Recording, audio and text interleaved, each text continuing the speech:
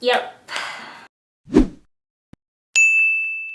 So my husband and I just came back from our LA vacation, which I should really just call it a business trip. It was more of a business trip for him than it was for me. My birthday was on the 21st and I didn't want to spend it alone, so I went ahead and joined him along on the business trip. So many ridiculous things happened along this business trip. Most of you would probably be like, hashtag first world problems, Panda. Really, come on now. Really, it was such a nuisance to have to deal with so many things. So we started off the bat having to wake up at 4 in the morning because we had to leave at 5 a.m. to head to the Denver airport because we live about an hour away. We haven't had our coffee yet, nor do we have breakfast, and I get very, very hangry if I do not eat early in the morning. So the fact that I did not have coffee was a first world problem. As soon as we got to the airport, that is when most of our issues started. We were flying Frontier.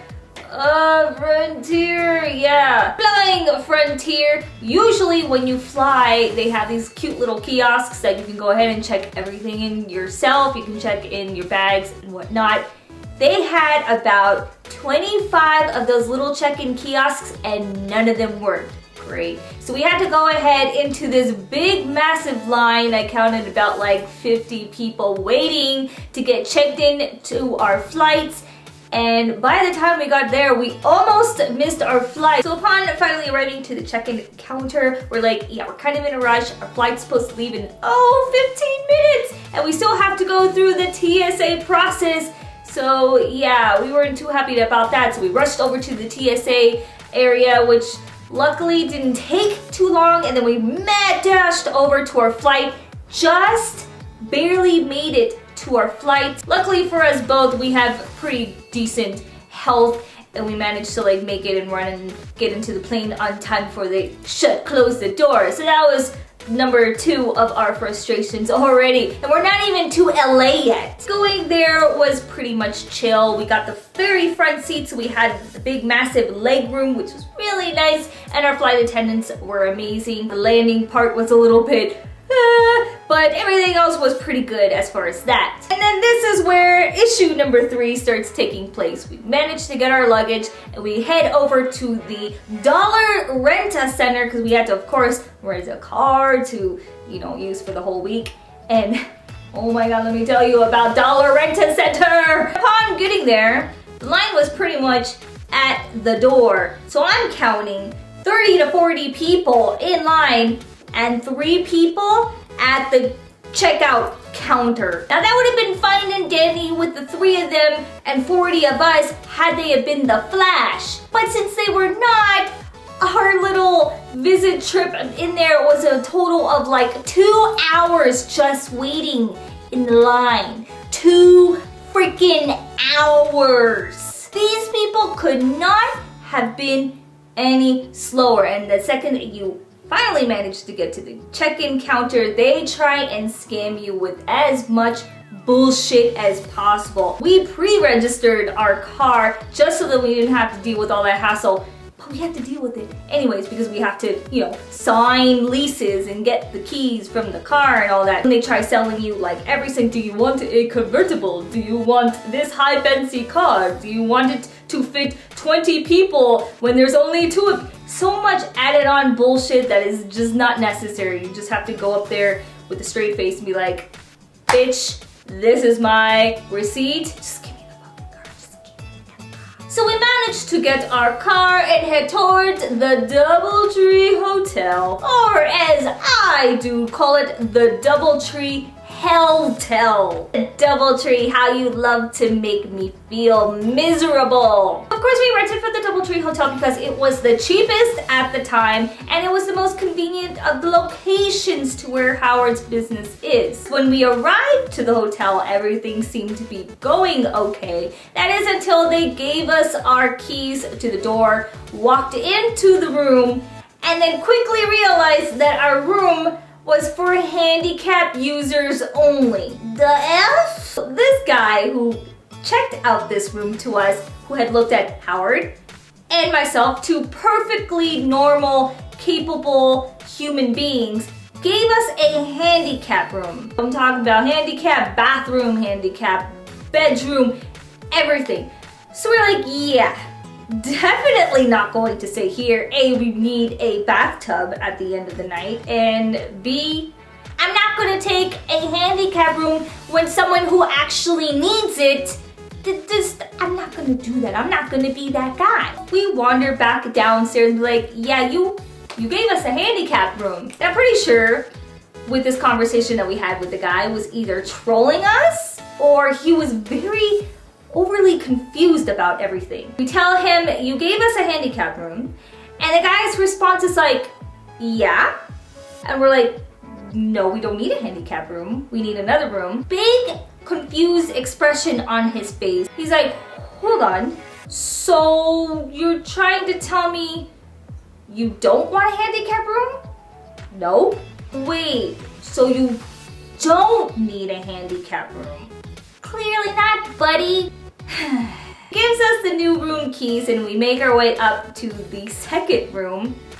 And boy, this room just gets even better. So upon entering our newest room, we checked out the bathroom, to which the shower head had a lovely build of mold on the head, just right there. The entire tub was like green. The fridge didn't work. It was like oozing some sort of like disgusting liquid. The coffee machine was molded inside, and the room kind of smelled like someone's been living in there for quite some time. So there went the idea of having to use our bathtub at the end of the night. We didn't complain because at that point we were just completely fed up with having to deal with the dollar rent-a-center and the airport situation, and we were just like, forget it. And then we soon realized what a big mistake that was, because our room sounded like a transformer was snoring in there 24/7. So this new room that they had given us was right by the elevator. I have had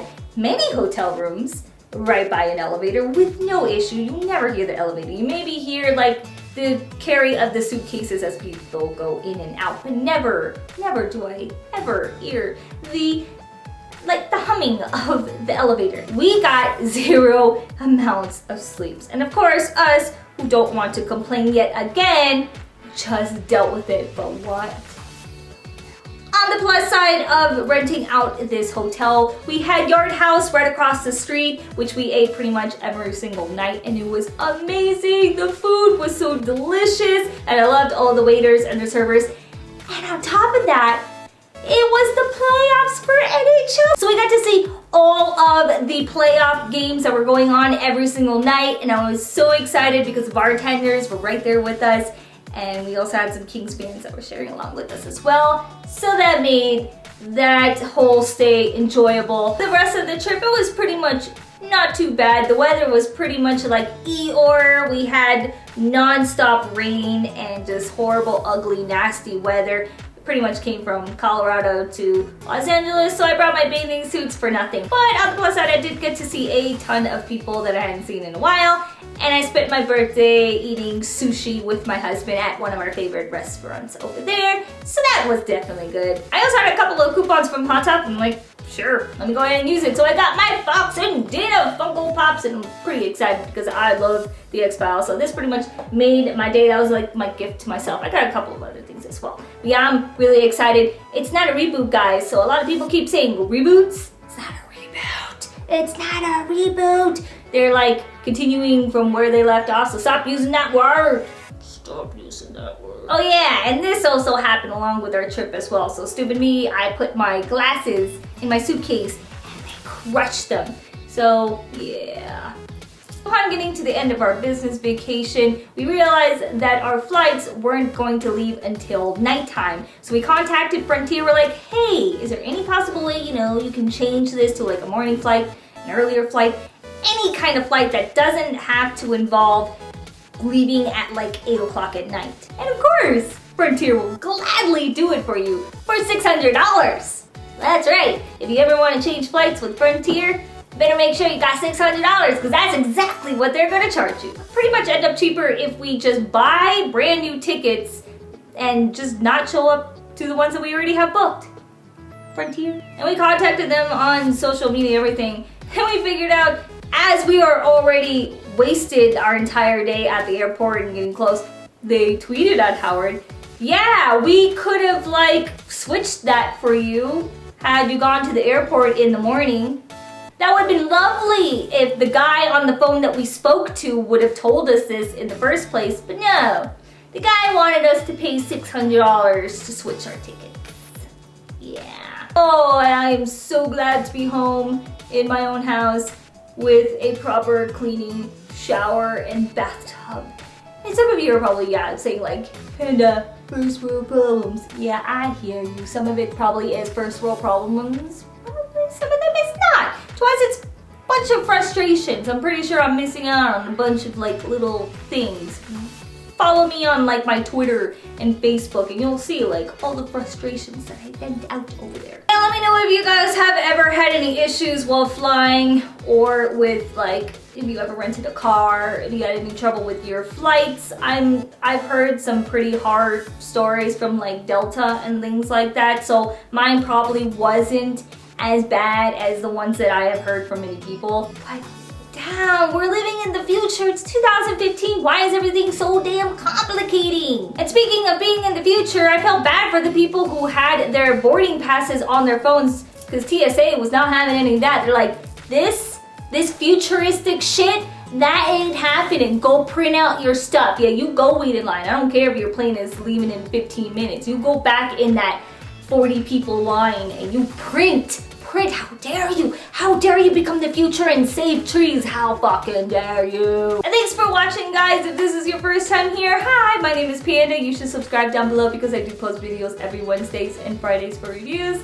And I will see you later. Bye! Hey guys, thanks for watching this video. If you enjoyed this one, go ahead and check out my last week's video where I talk about the joys of using Wayfair and how you should stay away from using Wayfair. I feel like a lot of my videos recently are a couple of rants. I promise I have a lot of good experiences. Maybe my next video should be a positivity about like food or something, but I promise they're not all bad. Rants fun.